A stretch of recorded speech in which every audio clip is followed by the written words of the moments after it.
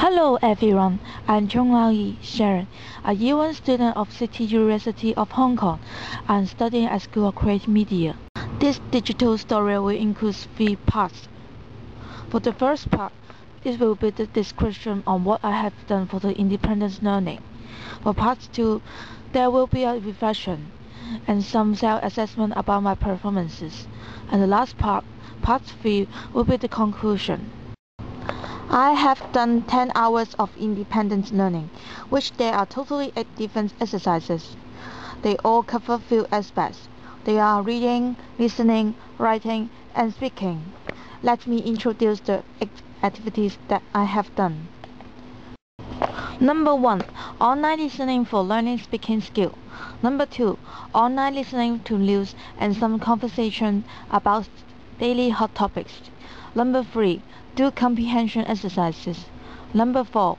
Revise present perfect tense. Number 5. Revise future tense. Number 6. Listen English songs.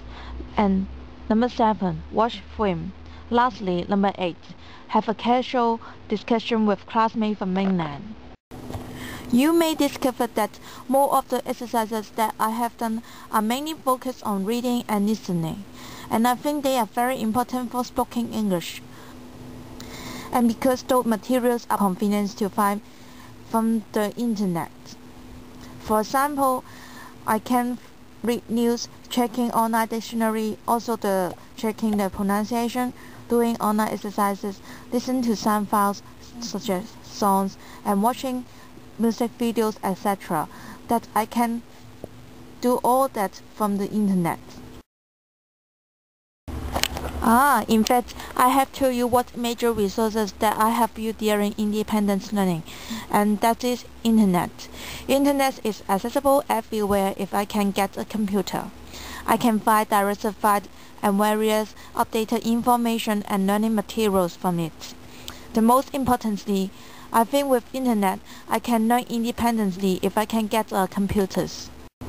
In these 8 activities, I think the most useful activities are discussion with classmates and revise tenses.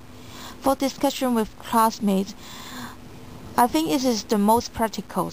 Classmates can help me to improve, tell me the faults that I always make, and we can learn from each other. The process is relaxing, discuss on interest because we can discuss on interesting topics, and it can also make me dare to speak more English. For revise tenses, speak correct tense is always essential for good speaker, and it is better to expect wrong meanings, and let others more easily to understand our meanings, and you should know that tenses are usually being used. They are not only used on listening, but also important in writing, reading, and speaking. Part 2. Reflection for personal performances. Basically, I think I have achieved some of the objectives that I have set, but not all. And there is still a large spaces for me to improve, especially in the time management. I reserve lot enough time for myself to learn and practice in the daily life. I like practicing on the new vocabularies or speaking skill. Also, the duration of each activity was short. I may not learn deep enough from each activity. I just learned or practiced extensively. I think I should reserve more time for each activity. Therefore, I can learn intensively. So in such ways, I think it will be more effective and there will be real improvement for me in English. About the resources used, I'm happy to see that it was easy for me to find the learning materials from the internet. It helps me to save a lot of time. More than that, I think it is very good that there are different levels, there are different levels of exercises or practice for me to choose. I can choose the levels that are suitable for me and learn effectively. I think in the coming days, I will use the internet more frequently in learning English or in learning other subjects. About the 3 main objectives. The three main objectives that I have set were too general. They are not specific enough. Sometimes, even myself don't know what I should do for achieving the objectives.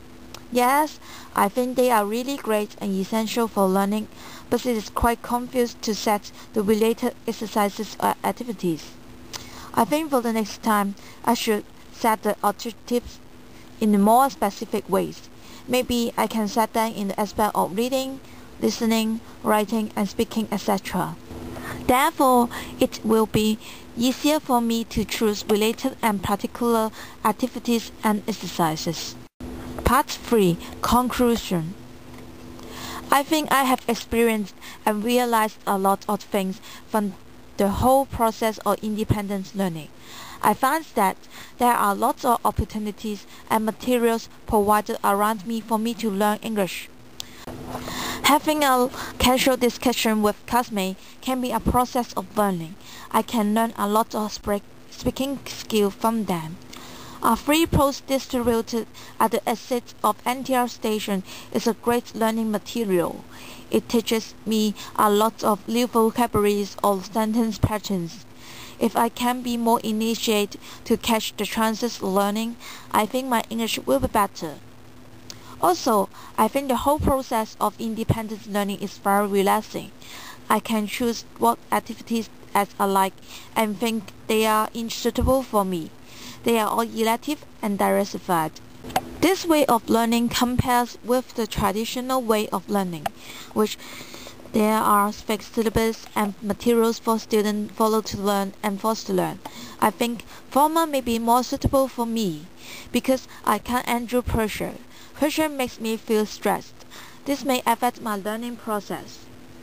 More than that, I think having freestyle learning, like independent learning, it can help me to explore to the new aspects. It enhances my interest and initiation to learn. Last but not least, as I am the independent learner, I have learned how to find the most suitable learning materials for myself and also time management. I recognize and find out the learning style about myself before the learning, so I can use the proper and corresponding materials to help me to strengthen and improve the weak areas. This will be more effective for having every single exercise and activities. Anyway, I enjoy the process of independent learning, and I think I have learned a lot from it. Because I believe that those things I learned from independent learning are very useful. I think I will apply the skill and the knowledge that I learned from independent learning in other subjects. This is the end of my digital story. Thank you for watching it. Goodbye.